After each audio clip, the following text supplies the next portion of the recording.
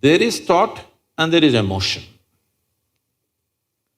People think these two things are saying different things. They're not saying different things.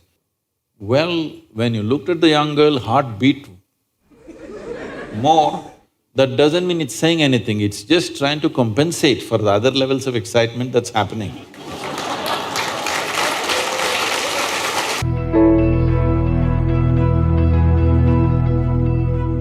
The heart makes only two sounds, lub-dub. Unless the local girls are disturbing it and it's going crazy. Otherwise, it makes only two sounds. Rest of the noise is all coming from your head. This idea that something comes from the heart, something comes from the brain, it's metaphoric, but unfortunately a whole lot of people are taking it literally. The most sophisticated piece of engineering is human mechanism, isn't it so? Hello? Most sophisticated of all the pieces of engineering. Now, because it's a sophisticated piece of engineering, it needs a certain level of attention, otherwise you don't figure it. Now that we gave you such a highly, high-tech piece of engineering, I'm asking you, did you read the user's manual? How can they make such a fantastic piece of engineering without a user's manual? Maybe it doesn't come with a booklet attached to your neck when you were born. But indications must be there, isn't it, how to use it? Huh? Is it true somebody who's an athlete or a gymnast or someone else like that learns to use their body than a whole lot of other people? Yes? Obviously, at least one aspect of the physical engineering of the body, they seem to have read the user's manual about the physical aspects. Is it true certain people are able to use their mind better than others? Maybe they read another part of the user's manual. So, now with this heart manual and the brain manual. See, the problem is most people are prejudiced against the brain. This is a question that always comes to me, Sadhguru, I want to meditate but thoughts are coming. The common question everywhere. I ask them, see, I'll make you meditate. We will stop the liver, we'll stop the kidney, we'll stop the heart, we'll stop everything, okay? Oh, no Sadhguru. So you want the liver to function when you're meditating. You want the kidneys to function. You want even the spleen to function, you want the heart to function. But you don't want your brain to function for some reason. This is simply because brain is a new equipment that you got in the evolutionary process. This level of cerebral development happened more recently compared to the other systems. If you cut open any mammal, they all have all these parts, isn't it? Every part that you have here, all of them have. Even if you open a frog, most of you, your biology department. Even if you open a frog, almost everything that you have, he also has, isn't it?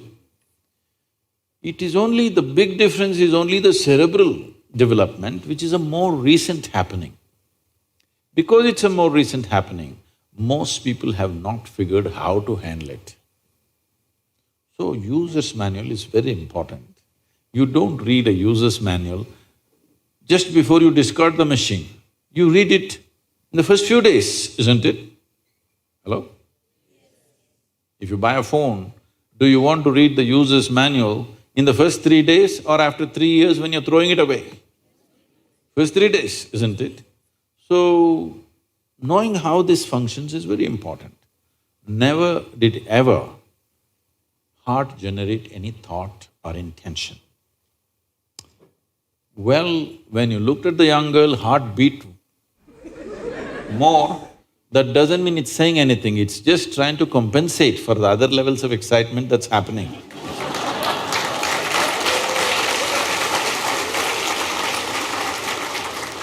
The heart is not trying to say anything. It is only compensating, you need more blood, so it's pumping little harder. That'll happen even if you run up the staircase. Yes? What happens to you little panting when you fall in love also happens physiologically when you run up a staircase, yes or no? Fear also does that to a whole lot of people. So, heart is not trying to say anything, it is just trying to make sure every part of the body gets the nourishment of blood flow. So it's your brain speaking in different tongues. What's your native language? What's your mother tongue? Assamese. So, because when you know 2, 3 languages, sometimes it gets confused, sometimes it speaks in English, sometimes in Assamese, sometimes in something else. So you're thinking different people are speaking, heart is speaking, mind is speaking, no. There is thought and there is emotion. People think these two things are saying different things. They're not saying different things. The way you think is the way you emote, isn't it so? Right now, if I think, oh, she's the most wonderful person on the planet, I just have to think. Then my emotions become sweet towards her. Now I think she's the most horrible creature on the planet. Now my emotions become nasty. Yes or no? I cannot think she's horrible and have sweet emotions. I cannot think she's wonderful and have nasty emotions, isn't it so? But today I thought she's the most wonderful person and my sweetness was flowing. Suddenly she did something tomorrow that I don't like. I think she's horrible. Thought is agile, it changes direction just like that. Emotion is little sappy. It takes time to turn around. So that period, you struggle as if there are 2 dimensions of thing happening. Because thought is saying one thing, emotion is still going sweet, because it takes time to become nasty. Everybody struggles, but it catches up or no after some time? Hello? Today you thought she's wonderful, sweetness was flowing, tomorrow she did something you don't like, you thought she's horrible. The thought is clearly saying she's horrible, but emotions are struggling because they can't turn quickly. They take time to turn. But after a week or 10 days or 2 months, depending on how deeply you're engaged, after some time, emotion catches up with the thought. Emotion also says, yes, she's horrible, so let's be nasty to her. So, they're not speaking different languages. One is agile, another is little slow in its corners. So, it looks like they're speaking different languages. When it comes to what you want to do, you must think clearly, it's very important. Thinking clearly means, the question is not about what will get me this, what will get me that. Is your life precious to you? All of you, I'm asking. Your life, is it precious to you? Yes. So before you invest this life into something, you must look whether today if I invest my life into this, after 25 years, will it still mean a lot to me? After 50 years, will it still mean a lot to me? At the end of my life, if I turn back and I look, will I be proud of this or will I be ashamed of what I'm doing right now? Doesn't matter what other people say. But you should not do anything that you will feel ashamed of, isn't it so? Huh? It doesn't matter, people say so many things. Everybody has an opinion, it's their business. But you don't do something that you will feel ashamed of, isn't it? Then you're turning against yourself.